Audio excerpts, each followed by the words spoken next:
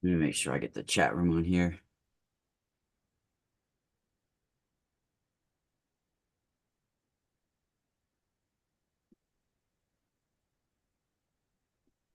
Chat room. Yeah, there it goes. We're good.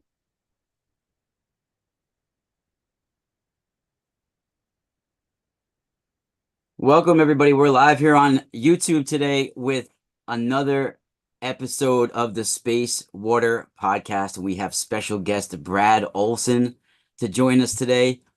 Brad's going to give a little description of who he is and what he's all about. And we're going to get into our solar eclipse alignment and why this is so important. And I don't know if people realize, but this only lasts for a few minutes. And people are giving warnings. The National Guard is being called. There's all sorts of specific patterns and alignments that align up with other solar eclipses that we had 6 years ago. So we're going to get into various things and various things that Brad thinks about is happening on this as well. So I really appreciate Brad coming and spending some time with us today. And everybody, if you want to ask some questions, we can shoot some questions in during the live show. You can always do that in the chat room as well. Once again, everybody, this is Brad Olsen, and this is episode 7 of the Space Water Podcast. Welcome, Brad.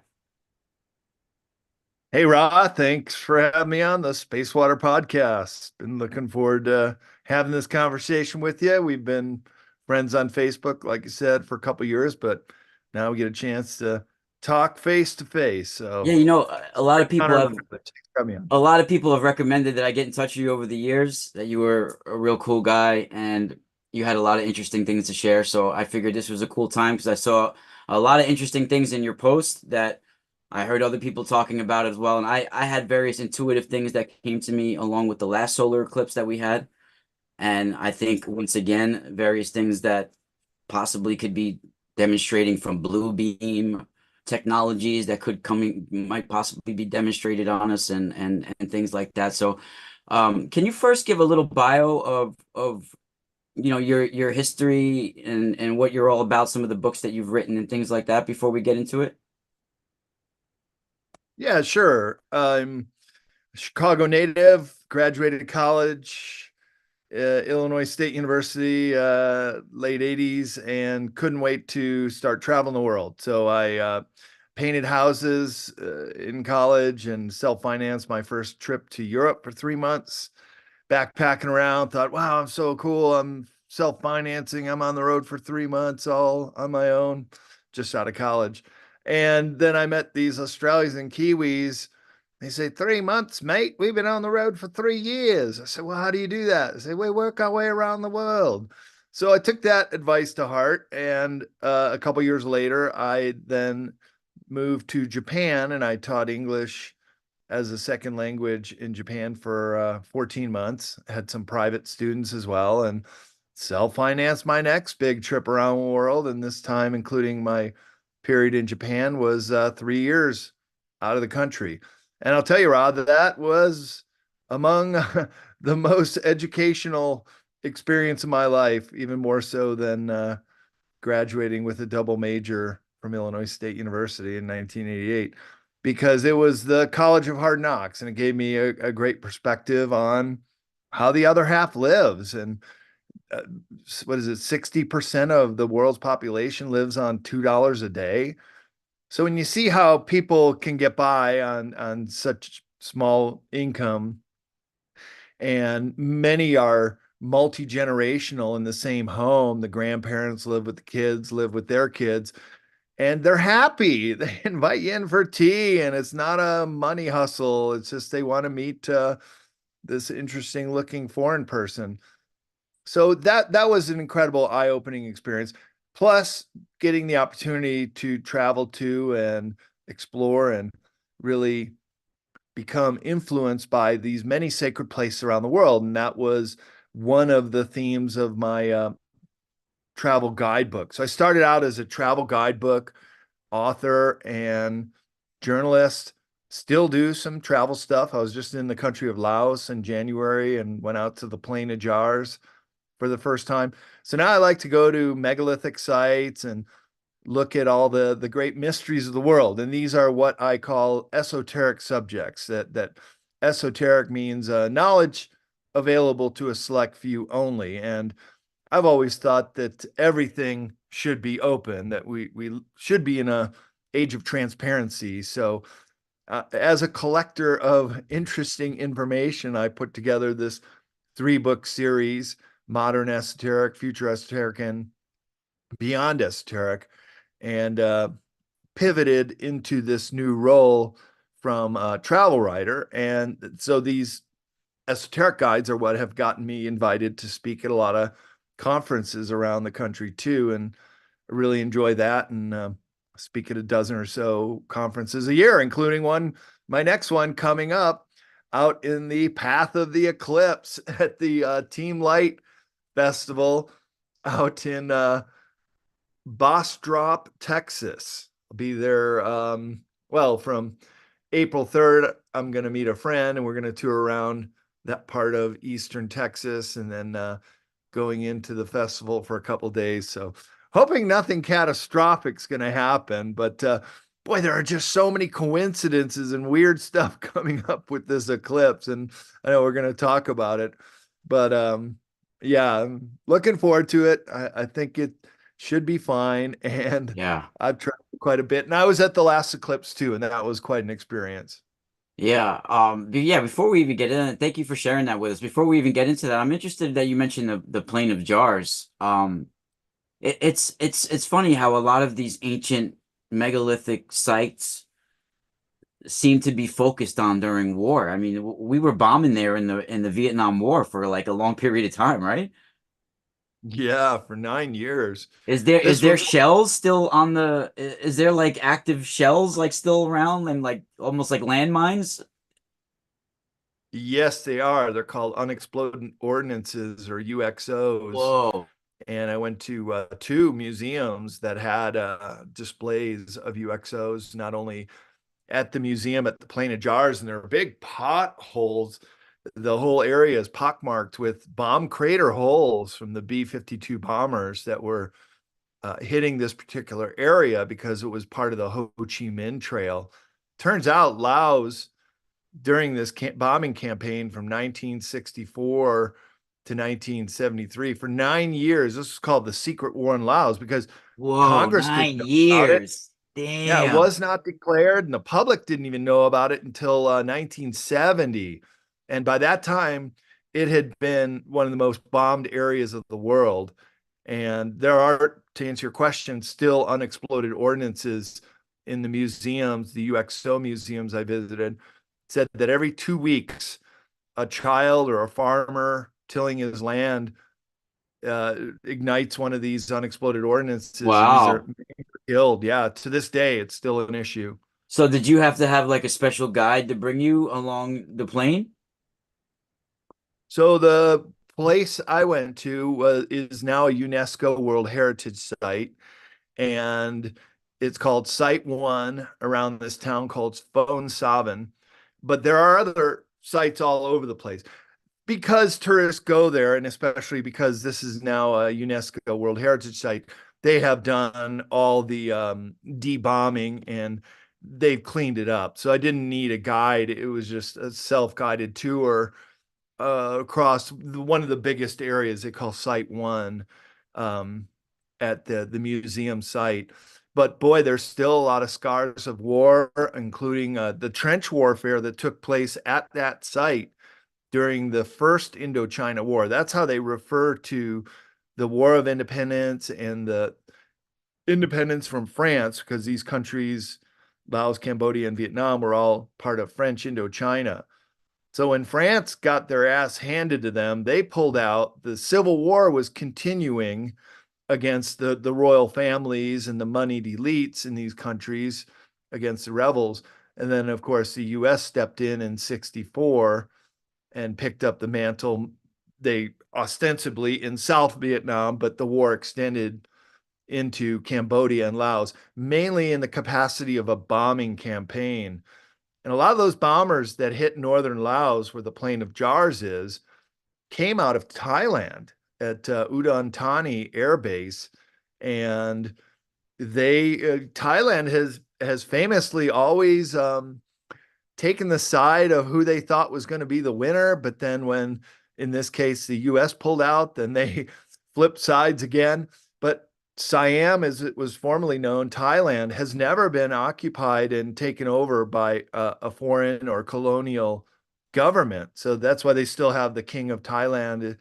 The royal family is still intact there. But after the independence war in Laos in 75, that was off with the head of the royal family. And that's when the Lao PDR, People's Democratic Republic, the government still in place today, took over that country. And now all of the royal palaces are just museums. There's no remnant of their royal family anymore. Wow. Yeah, I spent some time in Thailand. I did Muay Thai for many years, so Mm. it's a pretty intense place. There is there those jars, is there are Mm. they made of granite? Any of Some them? are, yeah, they're actually four different kind of stones they're carved from, and they're pretty old. They're back to the age of the Iron Age, when iron was dug out of the ground in this area. It's a high plateau where the plain of jars are, Oh my God. and because, yeah, it was this main crossroads, so you can still see the tool marks. So they fashioned the iron into stone chipping tools. Some of them are granite, some are sandstone, and then there's a couple other composite Because stones that I the was jar. thinking some of that were the massive amounts of energy that must have been because of the warfare and everything that that was let go there, you know, humans dying, all of this, the granite Yeah, having high amounts of quartz in it and yeah. magnetite, they must have recorded it, even those jars recording that energy in the quartz. Can you feel that in the place?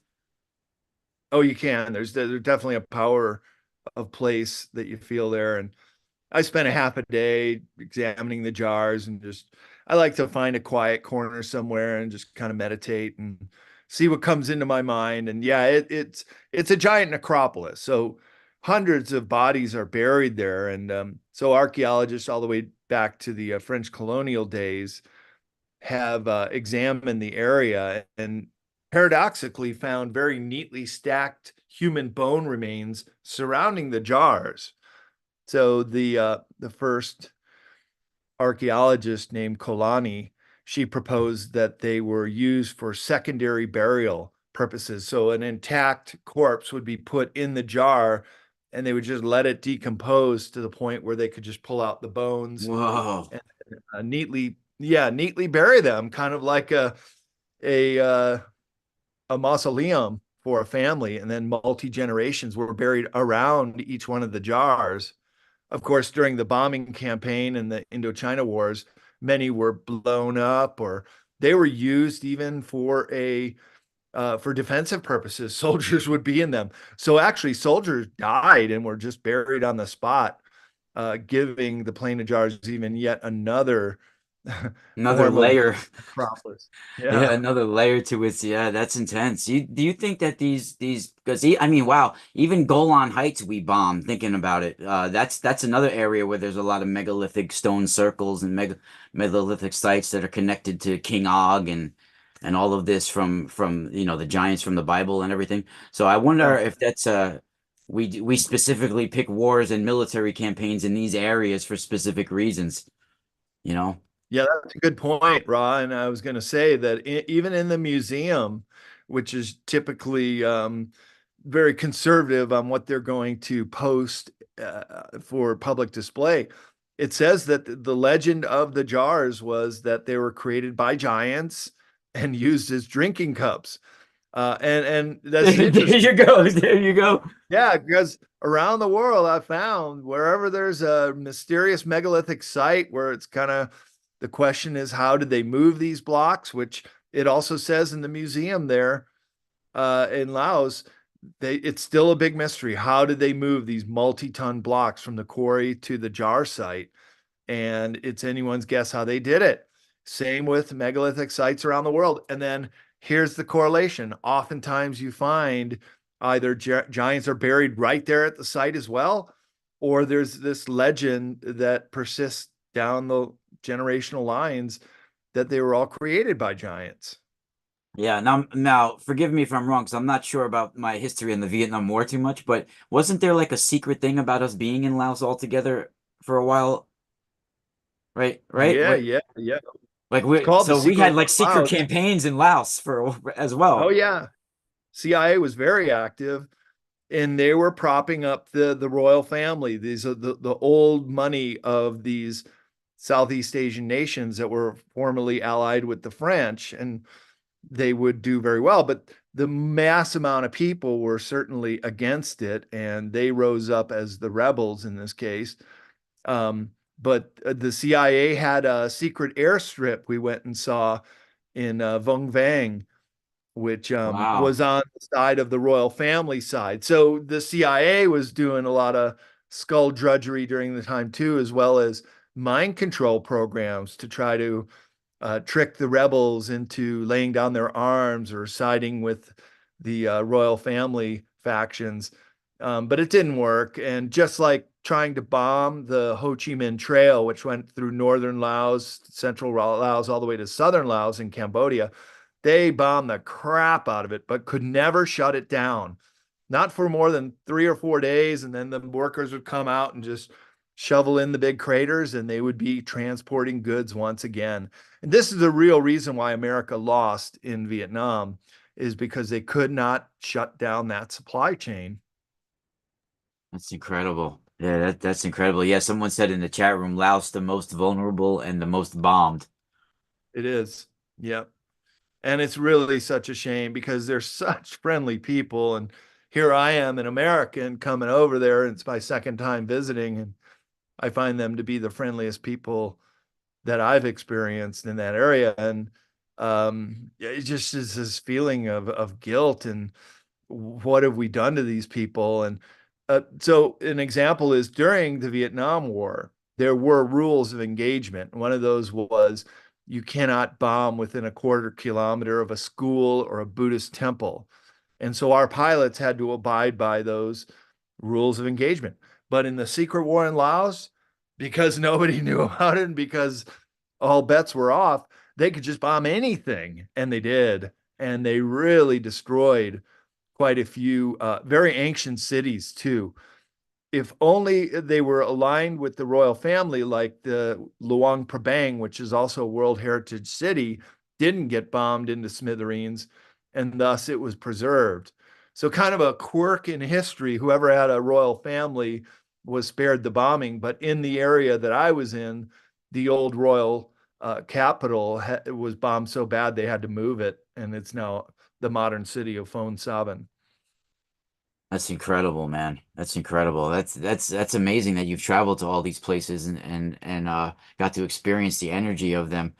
Yeah, do you know if there's any like hidden or either bones or that were discovered or stories about giant bones being discovered at these sites as well? Well, if there were, they weren't saying in the museum, and I tried to ask around, and but usually the archaeologists, if you can talk to them on site, are reluctant to say. There are parts of the world, though, Ra. I'll use Peru as an example, where they're just right out with it, and they're not trying to hide anything. And you can go. We went to a museum in the Sacred Valley in Peru, near Cuzco, and they have these giant elongated skull. In this case, an adolescent who was found buried in the royal tombs at 13,000 foot elevation. And this is And then, cranial deformation or born with the elongated. okay, so this is the big debate. Yes, you can do cranial deformation by wrapping a skull and putting a board on it, and any one of us could do it. And there are still Native American people like the Flathead Indians in Idaho that continue to do it or had done it into the historic age. But the point is, these elongated skulls have such a big cranial compared to humans. They're 30% larger brain cranial capacity size. So then that suggests, yeah, well, there you go. See how it's so elongated in the back, unlike our Something like that skull. in the back, right? Correct. Just like that. And you can see skulls like that on display in Paracas, Peru. They've got a couple dozen skulls there, some of them with the hair intact. They had red hair So they're Wow. very human-like, but they're not human, and they don't have the central suture, the crack that humans have in their skull. The eye sockets are 30% bigger, and the connection with the spinal cord to the skull is also 30% bigger. So a bigger head is a bigger body, is a giant, is higher cognitive abilities as well. So Yeah. that's why so many of these legends of these megaliths being built by the giants. Obviously, if Uh, you're bigger, you got heightened senses. Yeah. yeah, And yeah, and it's incredible. It can't be a coincidence, Brad, that Brian Forrester, I've talked to him before. He talked about the elongated skulls, and Brad, it can't be a coincidence that when you go back in religious history, they have these bloodlines that are connected to the giants that have red hair and green eyes and blonde hair and blue eyes, and I mean that can't be a coincidence, you know. Like even King yeah, Og was said to, all these Rephaim tribes were said to have red hair. that's right. And we're very, very tall, like much taller than even the tallest human beings on record. The tallest being Robert Waldo from Alton, Illinois, 8 foot 11, makes him a veritable giant, of course. But some of these go up to 10, 12, 14, 16 feet tall. And to And put it in so the perspective, Brad, too, like Robert Wadlow, he died at a young age because he was like he wasn't supposed to be that size. But these right, people were supposed to be that size, supposed to be limber and fast as wildcats and things like that. It's like they were robust and proportionate and supposed to be right. that big, not mutated or in some way. Yeah, and in the case of Robert Waldo, he had a tumor on his pituitary gland, which regulated his height, and he was still growing at the time he died, and would have continued to grow. So yeah, that was a bit of a freak disease that he had. But as you said, many of these giants were well proportioned and lived very long too. And so a bigger size also makes it much easier to construct many of these megalithic structures. So an example I use, because I do one of my conference talks about the giants and the megaliths, is look at how a toddler would have a hard time lifting a cinder block, but an adult can lift it with one hand and carry it around. Similarly, if you were several times larger than the average human, maybe these megaliths don't weigh that much, that the proportional weight goes way down. And I know Brian Forrester too. In fact, I was in Peru with him on my trip there 5 years ago before I went down to Antarctica. And we've spoken at conferences together too. So he's a great colleague, and he's done DNA tests on a lot of these elongated skulls, as well as Klaus Dana, who got a Yeah, I fully like intact. Klaus. He's a good guy, Klaus. I think he's in the Philippines now. Okay, Yeah, because both of their results, including Lloyd Pye, who had the Star Child skull and was carrying that around to conferences, that's all right. three of the DNA results were it was a human mother matrilineal DNA match, but the father was unknown. So that also kind of correlates with the Bible, that the Right. Anunnaki saw the women of Earth were good looking and mated with them, and then had the Nephilim as the offspring, who then became these de facto lords and rulers, and may even have control over the financial system to this day. Yeah, I agree. And then they definitely were setting up archaeoastronomy alignments at sacred coordinates with specific times of the year and all of this. So I think that's what we're coming up now. That it's an alignment that was set in stone for a long period of time. They know certain stars are going to align, certain planetary systems align, certain streams of light are coming from specific stars and suns at specific times, and alignments are channeled in and spilling over to our planets at specific times, and they know this.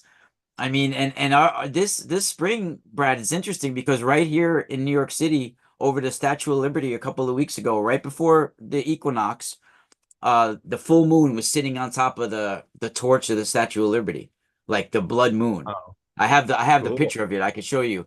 And here, I'll show you real quick. Let me share screen. Yeah, this was it right here. Oh, wow. Oh, cool. Like Yeah, it's that was it. lit And up. you know, that can't be a coincidence because like I come from an Italian Mediterranean background, and we know springtime comes with Persephone returning from the underworld, and her mother Demeter comes with her torch lit up from Mount Etna to look for Persephone, and that's the same ritual with Statue of Liberty. She's got her torch lit like that, springtime coming, and bringing the light, the new spring flowers, and all of that ritual. So it's I think it's a special alignment coming with our solar eclipse, and you've been touching on it in various shows that you were going on, and I also had a good sense that they might even be springing out some blue beam technology, and we might have even seen it during Fatima. Do you think that there's possible that we could have experienced technology that was used somewhere else by an outside source in certain instances, like maybe Fatima with the sun? Because I think these are plasma technologies where they're tapping into Mm. plasma with the sun and things like that. And then maybe somehow our government has that technology now and they're going to unleash it to almost cull the population in a way.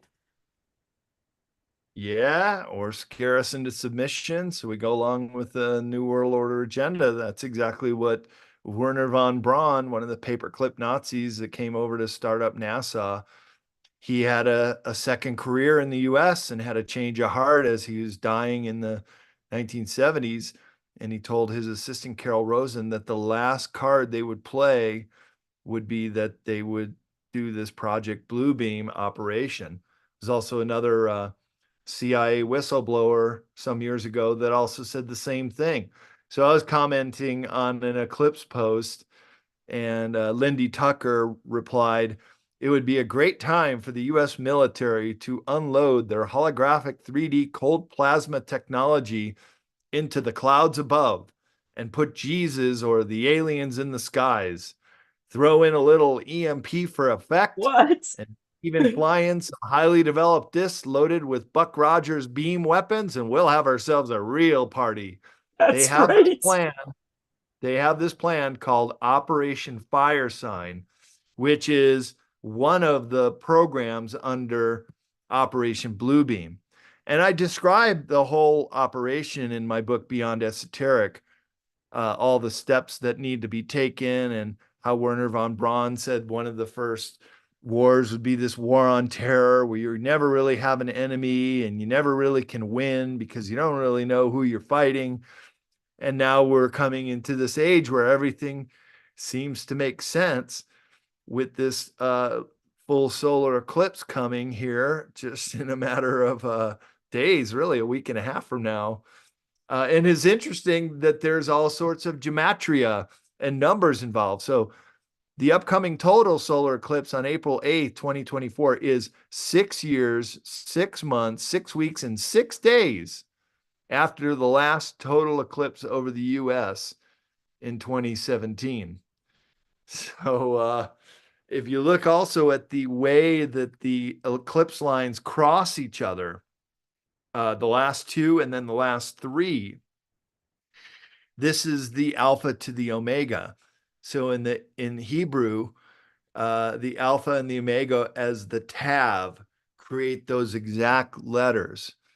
So maybe we can just chalk this up as coincidence, but I know there are people that take this stuff very, very seriously.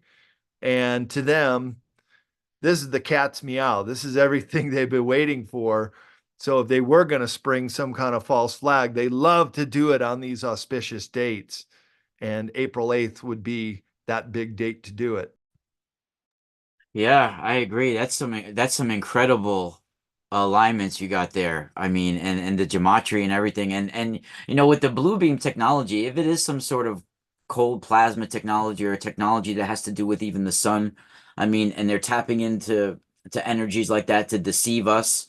I mean, that's like using we're sort of like we're all the children of the sun. Where the sun is, and if you're going to use the sun and things like that to deceive its children, it's going to wreak havoc throughout the universe, I think, and especially on Earth. And the sun will bring havoc upon humanity. And I think this is talked about in a lot of ancient writings.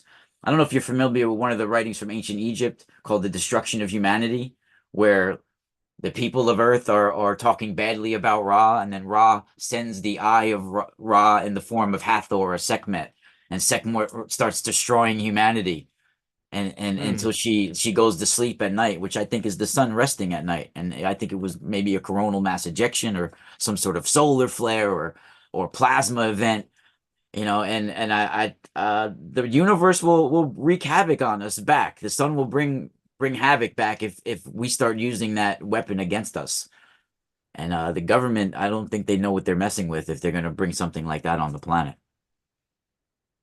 Yeah, that's a good point. And then when you bring in a lot of the biblical references to these powers that were, as I call them, they just love to have any kind of biblical reference because, in a way, well, they know that a lot of Americans are very religious, pious people, evangelicals, and believe this to the word, take it quite literally. So, to use these biblical references is a good way to get these people on board and believe whatever it is that they're setting up for.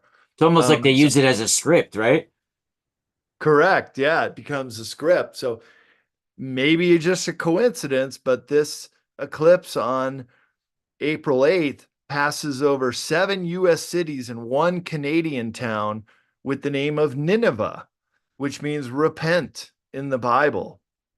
The last eclipse passed over 7 US cities with the name Salem, which means peace. And Jerusalem is meant to be the kingdom where this future king, after the New World Order sets in, becomes the world capital. And his throne is in Jerusalem.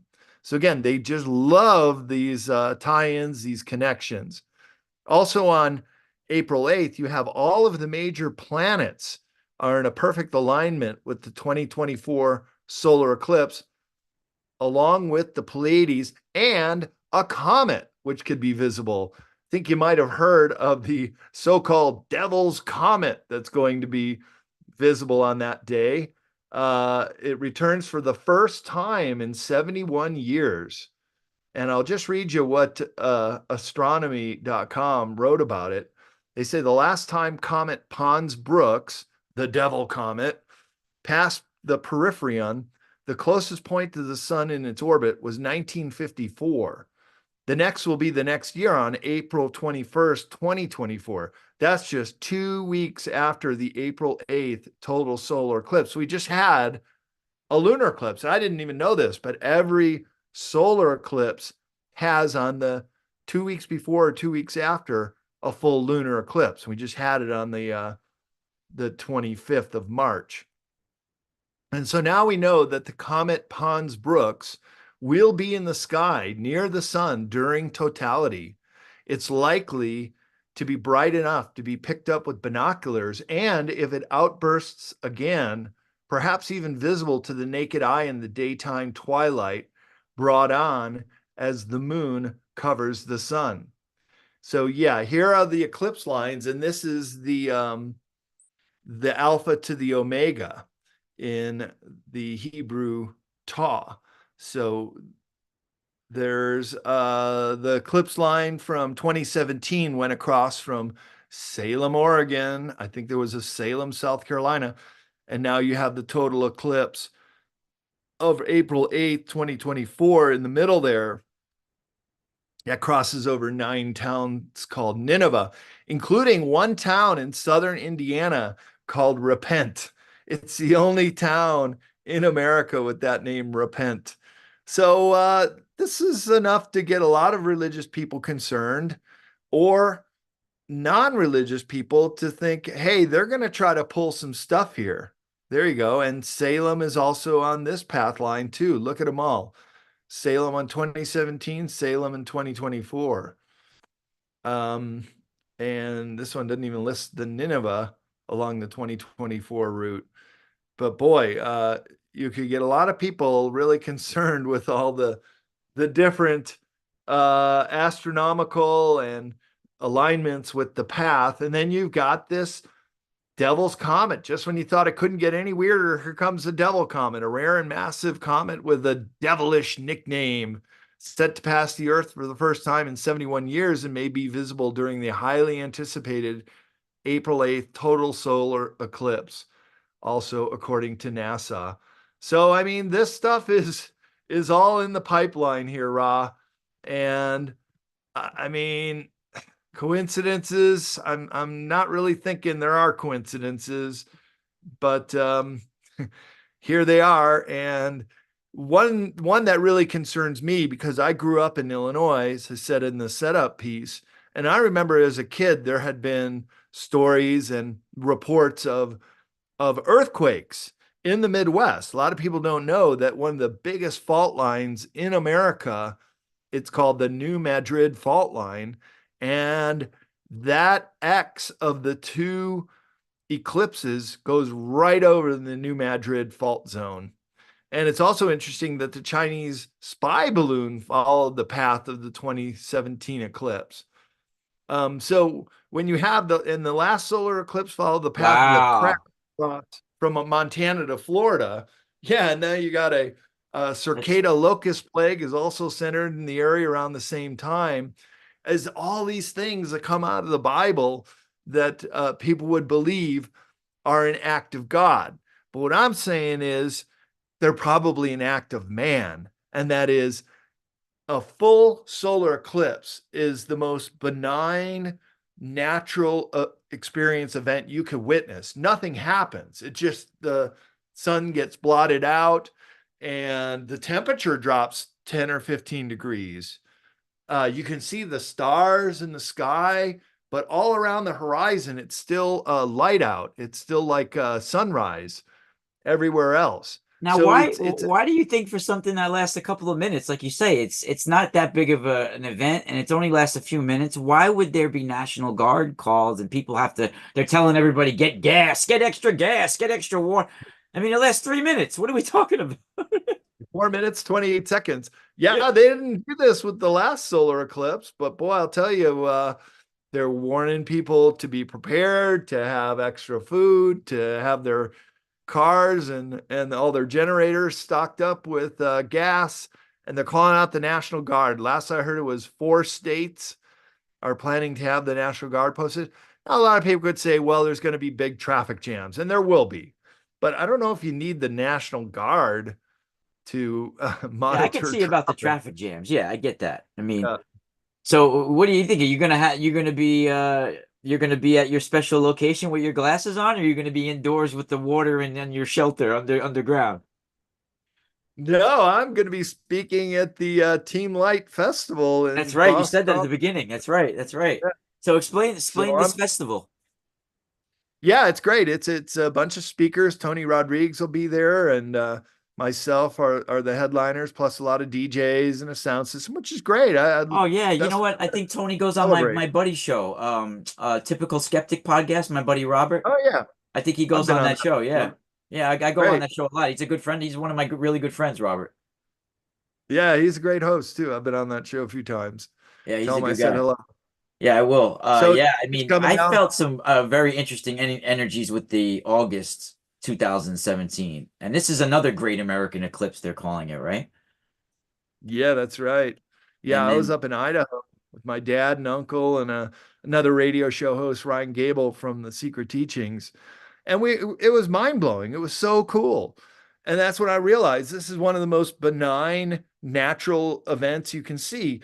There are people that go chasing tornadoes or get hit by a hurricane, or I've been in the Loma Prieta earthquake, or you could be in a tsunami, and all those are very dangerous natural events to witness and experience, but not a solar eclipse. That's why all of these warnings about being prepared for what?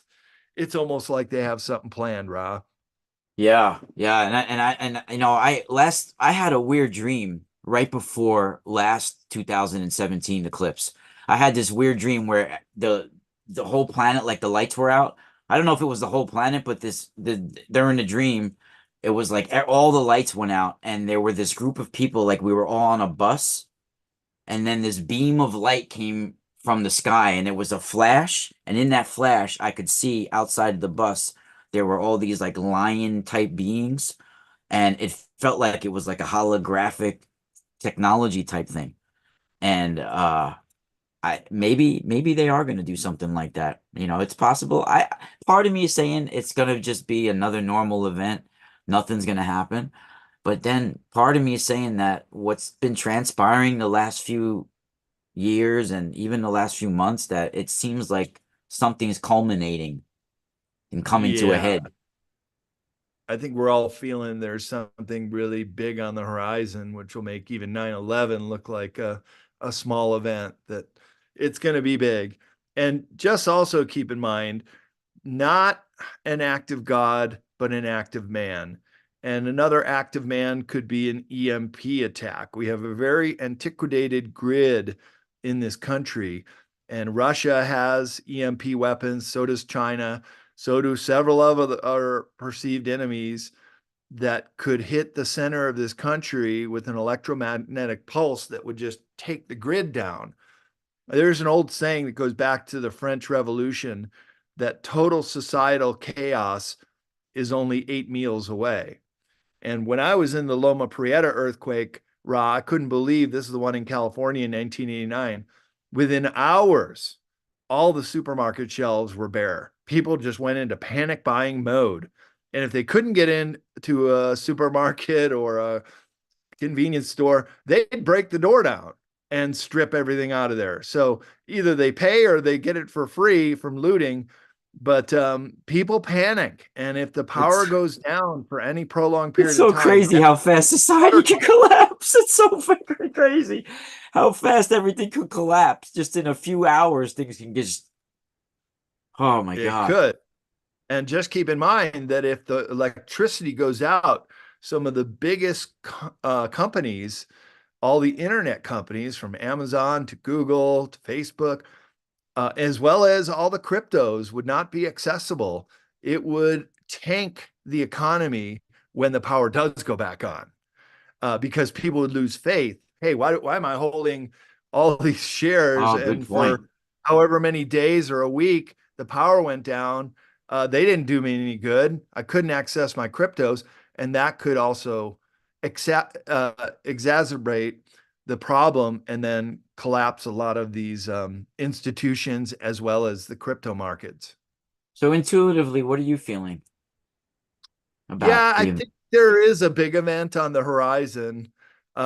This solar eclipse could be the start of things that cascade into many other things that go well into the summer. And let's never forget, we are in the year of one of the most contested elections in US history. And the powers that were do not want to see the Republican front runner from winning.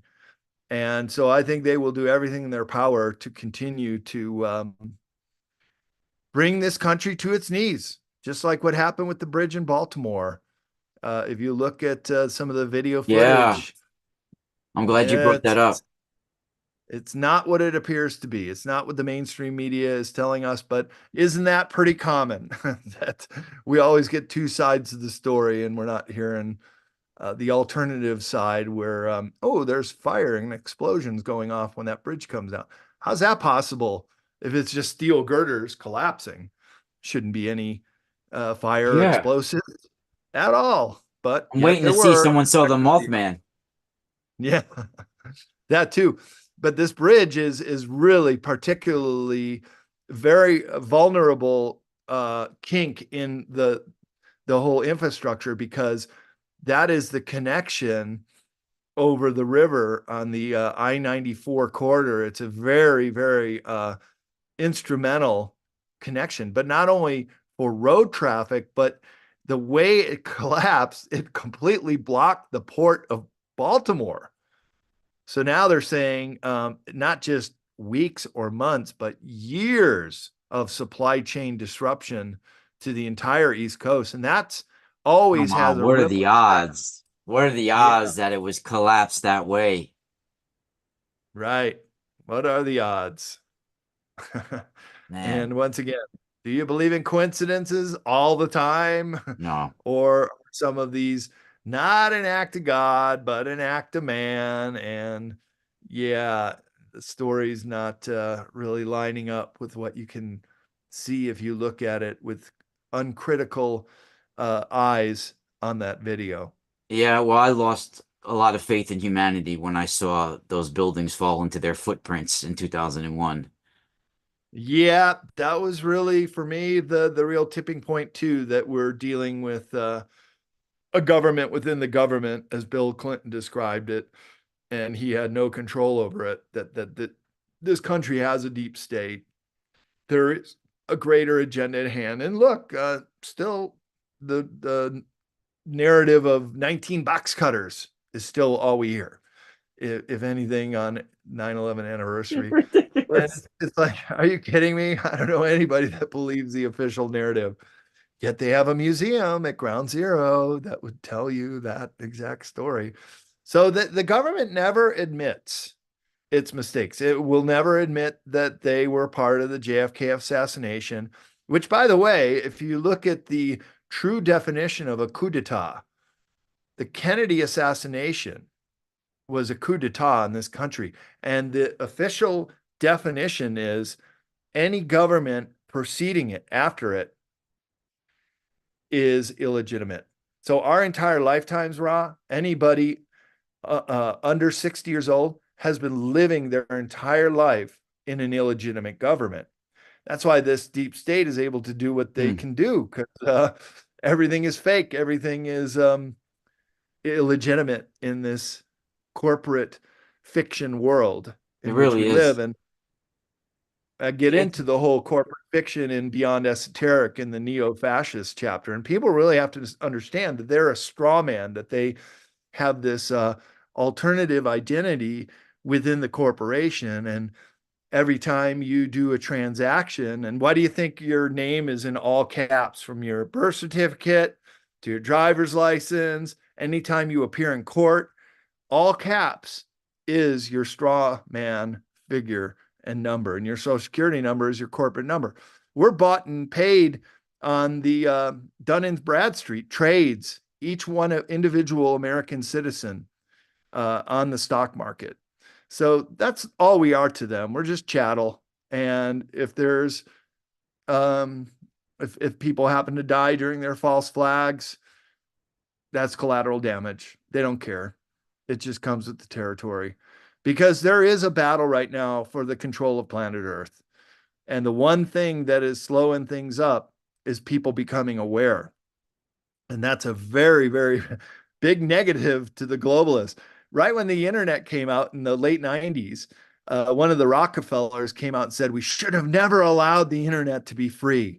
We shouldn't have let it go. It should have always stayed in national security so we could have controlled it. Well, the cat's out of the bags now, and we're using the internet to have our great awakening.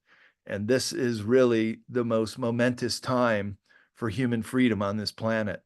And it is because we still have a fairly open internet. I mean, we've all seen the ugly face of censorship rise up, but for the most part, you and I could still have this conversation. And for the most part, we can post things on the socials. And that is what's helping wake up the normies to this great awakening. Yeah, we are definitely heading right into the age of Aquarius. If not, we're not already at the tip of it. I think we kind of went into it in December 2021, Mm. somewhere around there. If not, some say we're not into the age of Aquarius yet, but I think we're full on into it. Yeah, well, I would agree that, yeah, 2021. Remember the whole Great Awakening, you only heard that ever since the age of COVID. So 2021 would be probably that point. And Yeah. the age of Aquarius is the Great Awakening. So it does correspond to that timeline. Where were you during August 1987 during that harmonic convergence? Was that a significant time in your life?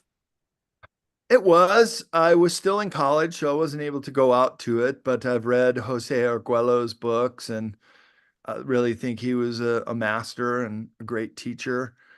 So I was in my second to last year of college during 1987 harmonic convergence. But that's a good point you bring up because that too is starting to get people to think along these lines of a mass awakening. And this was even before the internet. People were still coming together and doing these group meditations. So a very pivotal period. That, and I would also say the 1960s, the hippie generation and the anti-war movement, and people finally saying, "Hey, I'm not just going to go along with the program and go fight in some war far, far away." And that really triggered a lot of people, but it also woke a lot of people up to to the deep state and this government within a government, and that's a good thing. Yeah. When did you first start writing books and getting into these sort of topics? Was there like certain events that took place that had you like go through a spiritual awakening where you went down a certain route? Well, yeah, when I was traveling around the world in the early 1990s, I started handwriting my first book called World Stompers: Global Travel Manifesto. Still in print, and every once in a while I'll get a email or message from someone who read it because it through the college of hard knocks and everything I did right and everything I did wrong, I put in the book, but also as a manual to encourage people to travel on their own, to do low budget backpack trips around the world to experience the planet in the way I did and get quite an education from it. Yeah, you get humbled. You get humbled as Yeah, well. you do. And so that book first came out in 1995, and a year later, I started my publishing business called CCC Publishing, and I did a couple books with another publisher, and then realized it's probably better to go alone and do my own publishing enterprise. And then I got a really fantastic distributor in Chicago, where I grew up. Just no relation to that because I'd already moved out to California. But since I go back to see my family and friends every year or so, I can go to independent publishers group and meet with them and move stock around. So about 99% of all the books at CCC Publishing are with the IPG distributor. But I've got other authors like Leo Lyons-Zagami, Laura Eisenhower's new Oh book, yeah, I know Awakening. Leo. He just came out. Yeah, great people to have on your show. Lon Milo Duquette with the book Key to Solomon's Key was my first book in the esoteric series, and it's done really well. It's still in print. I've got Michael Jaco, his first two books at CCC Publishing. So if you go to that website, CCC Publishing, you'll see all our titles. And if anybody orders one of my books, I'm able to sign a copy for people as they come through my office. Well, maybe it's divine fate that we met. Maybe we could work together in the future with certain things. I'm working on a book right now myself. You have any new books on the horizon? Yes, I do. Beyond Esoteric will be coming out in a second edition at the end of this year. And I've got two new books of my own that are coming out, one called Esoteric Antarctica and another one called Underwater Archaeology, which I'm also doing conference presentations on for 2025 and 2026. So sure Esoteric got a lot on my Antarctica? plate. Yeah, Esoteric yeah, Antarctica. That sounds freaking awesome. yeah, it's going to be good. Yeah. I've got a research assistant who's just sending me all this great information, esoteric stuff, mostly about the Nazi presence down there and their Is it being Eric acquainted. Decker? Eric Hecker, yeah, Hecker, I met Hecker. that guy. Yeah, Hecker. Yeah. Yeah. He lived down there at the South Yeah, Pole for I've talked to him a few times. Yeah, he seems like a cool guy. Yeah. mm. Yeah. Well, Brad, it's been a pleasure talking to you. Is there a website that you'd want everybody to direct to? Sure. Yeah, if you want to check out my conference schedule and other projects I'm involved in, you can go to bradolsen.com, just as my name is spelled, BRADOLSEN.com. And then the book publishing website is cccpublishing.com. That's awesome. Thank you, Brad. I would love to be able to talk to you again in the future. more things you have come next time you put out a book or you have anything to talk about, I would love to have you back on. It's been a pleasure getting to know you, Brad. Thank you for spending time with us. Oh, my pleasure, Ra, and for sure we'll do it again sometime. Thank you, everybody. This has been an awesome show. I appreciate everybody in the chat room. Thank you, everybody. Have a safe night and Spiral out.